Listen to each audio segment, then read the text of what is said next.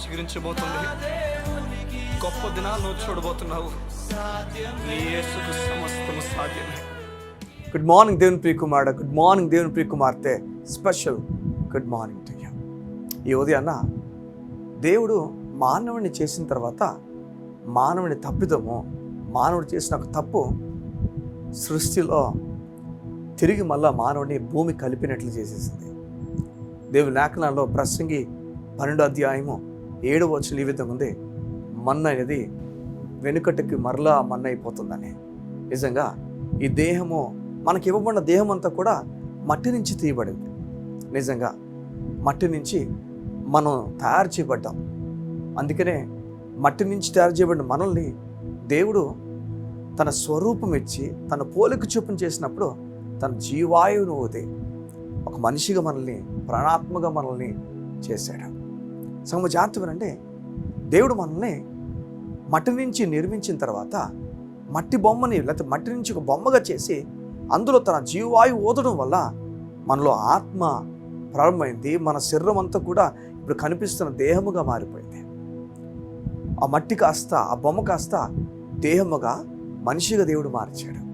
అయితే ఎప్పుడైతే మానవుడు తప్పు చేశాడో, ఈ తప్పు చేసిన తర్వాత ప్రసంగి 12:7 ఈ విధంగా చెప్తుంది, మన్నైంది మరలా వెనకటికి మన్నైపోతుందని. అవును, నిజమే. ఒక వ్యక్తి లోకాన్ని విడిచిపెట్టినప్పుడు చివరికి ఆ వ్యక్తి మృతి పొందినప్పుడు, మరణించినప్పుడు, చలించినప్పుడు ఆ వ్యక్తి తిరిగి మళ్ళీ మన్ని కలిసిపోతాడు. మనకు తెలుసు, చాలా బరులకు మనం వెళ్తాం. చాలా వివిధ మతస్థులందరూ కూడా ఏదో ఒక విధంగా తీసుకెళ్ళి ఆ మృతదేహాన్ని, మరణించిన వ్యక్తిని తీసుకెళ్ళి పాతి పెట్టడం కానీ, కొంతమంది కాల్చడం కానీ ఎన్నెన్నో మనం గమనిస్తాం. ఈ లోకంలో మన్నైంది తిరిగి మళ్ళా మండికి కలిపేస్తారు. సంగమా వినండి, మన్నుకి వెళ్ళిపోతే ఆత్మ అయితే దేవుని దగ్గర నుంచి వచ్చింది కనుక తిరిగి మళ్ళీ ఆత్మ దేవుని దగ్గరికి వెళ్ళిపోతుంది. ఆత్మ దేవుని యొద్దకు చేరిపోతుందని చెప్పి ప్రసంగి 12:7 చెప్పబడుతుంది. నిజమే, ఏ ఆత్మ దేవుని దగ్గరికి వెళ్తుంది, ఏ ఆత్మ దేవుని చేరుకుంటుంది. ఏ ఉదయాన్న నువ్వు పరలోక రాజ్యం వెళ్తావు లేదనే కన్ఫ్యూజన్లో ఉన్నావేమో. నిజం, ప్రతి ఒక్కరి దేహం కూడా మంటిలో కలాల్సిందే. ప్రతి ఒక్కరి దేహం కూడా యేసు రాకడకు మునుపు మరణించే ప్రతి దేహము కూడా మంటిలో కలాల్సిందే.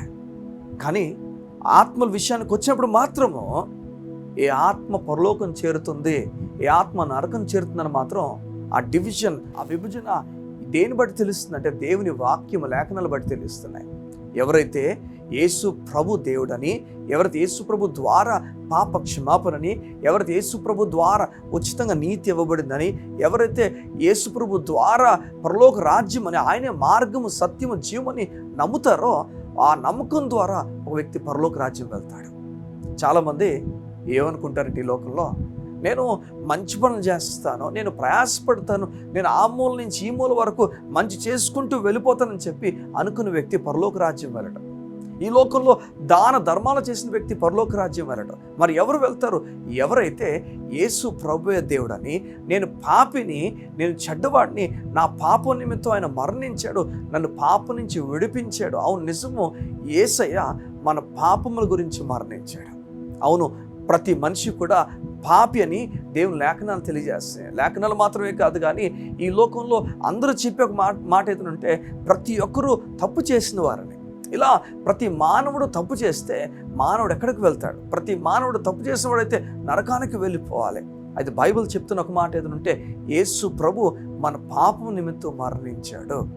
మన పాపాల స్థానములో, మన స్థానములో మన పాపములు తీసుకొని ఆ పాపమునకు శిక్ష ఆయన మీద పడ్డంతో బైబిల్ తెలియజేస్తుంది, ఇప్పుడు దేవుడు మన శిక్షను తాను తీసుకొని మనల్ని శిక్ష నుంచి విడిపించాడు.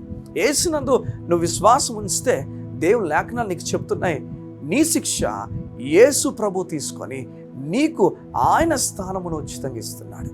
ఆయన ద్వారా పరలోక రాజ్యం అంటున్నప్పుడు ఆయన నీ శిక్ష ముగించేశాడు. దేవుడు ముందు దేవుడు ఏదైతే నిన్ను శిక్షించాలో ఆ శిక్ష యావత్తు యేసు మీద పడిపోయింది. ఇప్పుడు బైబిల్ చెప్తుంది, ఆయన లోక పాపములను మోసుకొని వెళ్ళిపోయే దేవుని గొర్రెపిల్ల. ఈ ఉదయమున ఏ ఆత్మ దేవుని చేరుతుందంటే, ఏ ఆత్మ అయితే యేసునందు విశ్వాసం ఉంచుతుందో ఆత్మ దేవుని చేరుతుంది.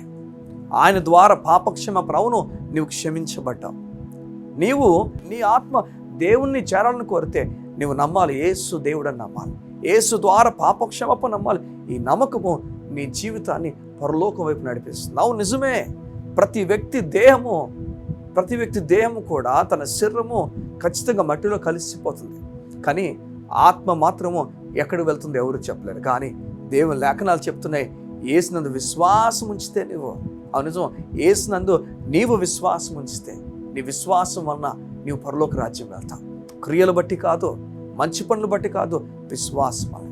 ఈ దినము ఒకవేళ ఇంకనూ విశ్వాసం ఉంచకపోయి ఉంటే, ఇంకనూ ఈ లోకపు విషయాలను వెళ్ళిపోతుంటే, నీవు రక్షింపబడ్డావో లేదో నీకు తెలియకుండా ఉంటే, ఈ ఉదయం దేవుడు నిన్ను విశ్వాసం ఉంచమని కోరుతున్నాడు. పరలోక రాజ్యము విశ్వాసం ఉంచిన ప్రతి వ్యక్తికి ఉచితముగా అనుగ్రహింపబడుతుంది. విశ్వాసం ఉంచావా, నీ పాపము క్షమించబడుతున్నాయి. విశ్వాసం ఉంచావా, దేవుడిని నీతిమంతులను పిలుస్తున్నాడు. విశ్వాసం ఉంచావా, ఇక నీ జీవిత విషయాలన్నీ కూడా దేవుడు కలుగు చేసుకుంటాడు. కళ్ళు మూసుకుంటావా? నీ గురించి ప్రార్థన చేస్తాను. మా ప్రియ పరలోకపు తండ్రి, నీకు వందనాలు. నీ బిడ్డలు అయా విశ్వాసం ఉంచుండగా వారి దేహము అయా నీ రాకడకు మునుపు అయితే ఈ మట్టిలో కలిసిపోతుంది. అయితే మా తండ్రి, ఆత్మ మాత్రము నరకానికి వెళ్తుందా పరలోకి వెళ్తుందా తెలియని పరిస్థితులు ఈ లేఖనాల ద్వారా మాకు తెలియజేస్తున్నందుకు నీకు వందనాలు. ఏ ఆత్మ అయితే యేసు ప్రభువునందు విశ్వాసం ఉంటుందో ఆ విశ్వాసం ఉంచిన ఆత్మ పరలోక రాజ్యము చేరుతుంది. నీకు స్తోత్రం అయా. నీవే మార్గము, సత్యము, జీవమని నమ్ముతున్న ప్రతి వ్యక్తి పరలోకానికి చేరుతాడు. నీ బిడ్డలు ఎవరు కోల్పోకుండా, నీ బిడ్డలు ఎవరు నరకానికి వెళ్ళిపోకుండా, నీ బిడ్డలు వారందరూ కూడా పరలోకి వచ్చినట్లుగా వారి జీవితాన్ని వారు సరిచేసుకొని బ్రతుకున్నట్లుగా సహాయం చేయండి.